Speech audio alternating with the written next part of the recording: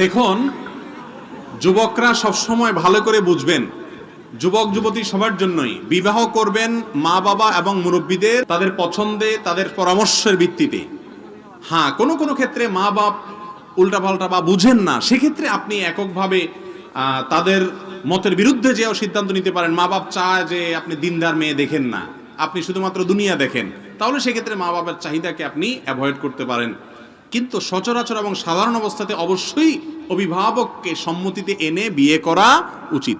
তথাকথিত আগে থেকে পছন্দ করে তথাকথিত প্রেমের বা নিজের পছন্দের বিয়েগুলোতে বেশিরভাগ সময় শান্তি হয়, ঠিক না ঠিক বলেন? আগে থেকে যারা গেট টুগেদার এটা সেটা করে নেয়, এরপরে বিয়ে করে, এগুলো বেশিরভাগ ক্ষেত্রেই দেখবেন দাম্পত্য জীবনে কি নাই, শান্তি নাই। এই জন্য কোন মেয়ে ভালো হবে না হবে, আপনি যুবক মানুষ, শুধু আপনার দেখতে সুন্দর হলে আপনি পাগল হয়ে যান, আপনার মাথা নষ্ট হয়ে যায়। কিন্তু আপনার বাবা, আপনার মা বহু বিবাহ তারা দেখেছে, বহু বিবাহের ভঙ্গ হওয়া তারা দেখেছে, তারা অনেক অভিজ্ঞ।